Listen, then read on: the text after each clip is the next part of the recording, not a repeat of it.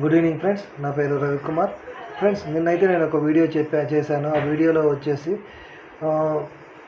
22,525 అనేది క్రాస్ అయ్యి పైకి వెళ్ళిపోతే కనుక మార్కెట్ అనేది ఎక్కువ అప్సైడ్ ఉంటుందని చెప్పాను. సో 22,525 అనేది నిఫ్టీలో అప్సైడ్ వెళ్ళలేదు.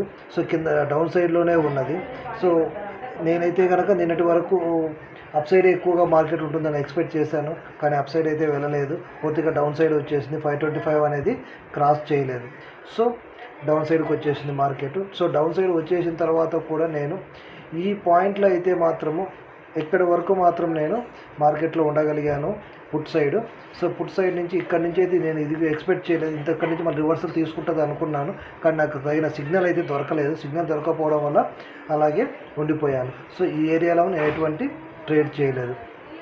ఆ తర్వాత మాత్రము ఇక్కడి నుంచి మాత్రం ట్రేడ్ చేయడం స్టార్ట్ చేశాను. ఇది కాల్ వైపు ట్రేడ్ చేశాను ఈరోజు. ఈ కాల్ వైపు ఇంకా నేను కాల్లోనే ఉన్నాను. రేపు కూడా నేను అప్ సైడ్ అయితే ఎక్స్పెక్ట్ చేస్తున్నాను. ఓకే ఫ్రెండ్స్, మరి రేపటి మార్కెట్ అనేది ఎలా ఉండబోతుంది అనేది ఒకసారి చూద్దాము. రేపటి మార్కెట్లో కనుక మనం చూసినట్లయితే కనుక రేపటికి సంబంధించినటువంటి కొన్ని కీ పాయింట్స్ అయితే మీతో నేను షేర్ చేసుకోవాలనుకుంటున్నాను. సో ఆ కీ పాయింట్స్ ఏంటిదంటే, నా ఎక్స్పెక్టేషన్ ప్రకారంగా మార్కెట్ అనేది ఇక్కడ మీరు ఒక విషయాన్ని కనుక చూసినట్లయితే 22,287 ఈ లైన్ ఏదైతే ఉందో ఈ లైన్కు పైన మళ్ళీ మార్కెట్ కిందికి వచ్చేసి 22,000 ఈ లైన్ గుర్తుపెట్టుకోండి. 22,287 అనేది ఈ యొక్క లైన్.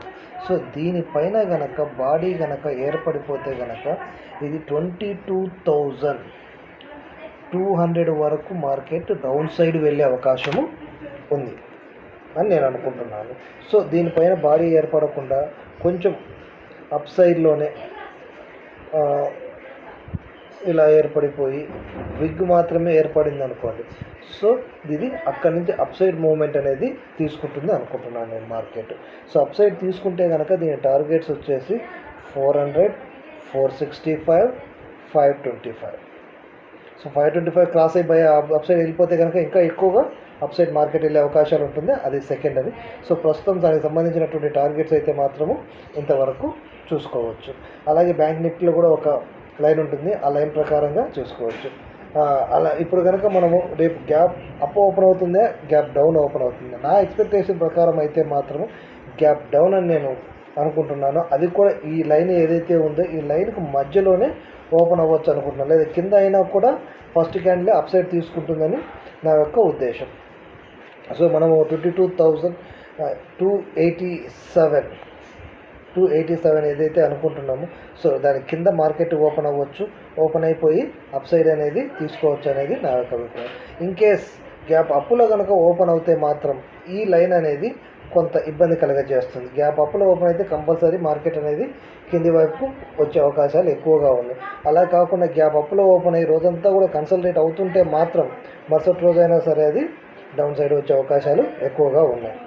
సో ఇప్పుడు ఏం చేయాలి మరి? ఒకవేళ డౌన్ సైడ్ వస్తే ఇది, అప్ సైడ్ వెళ్తే ఇది, రెండూ ఉన్నాయి. సో డౌన్ సైడ్ వస్తే కనుక మన టార్గెట్ ఏంటిది 200.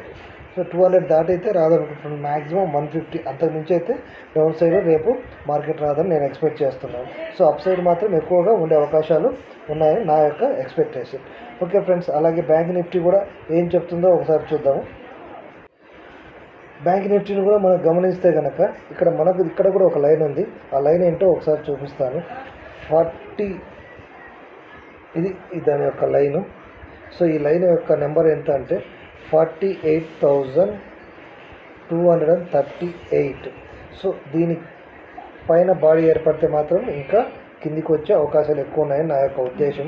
ఎక్కడి వరకు అంటే కనుక 48,093 వరకు కూడా మార్కెట్ వచ్చే అవకాశాలు ఎక్కువగా కనిపిస్తున్నాయి నాకైతే మాత్రం.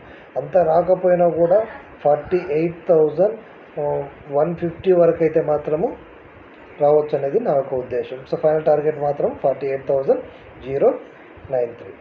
సో అలా కాకుండా విగ్ ఏర్పడితే కనుక ఈ లైన్ పైన ఇలా ఏర్పడిపోయి ఇలా విగ్గా ఏర్పడితే మాత్రం అప్ సైడ్ ఎక్కువగా వెళ్ళే అవకాశం ఉంది.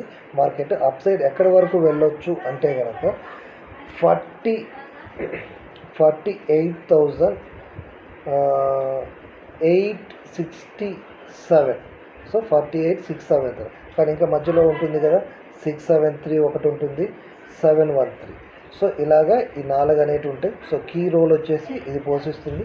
సో గ్యాప్ అప్ ఓపెన్ అవుతే ఎలా నిఫ్టీలో ఎలాగైతే ఉంటుందో బ్యాంక్ నిఫ్టీలో కూడా సేమ్ అలాగే రెండు కూడా యాజ్ యూజువల్గా ఉంటాయి.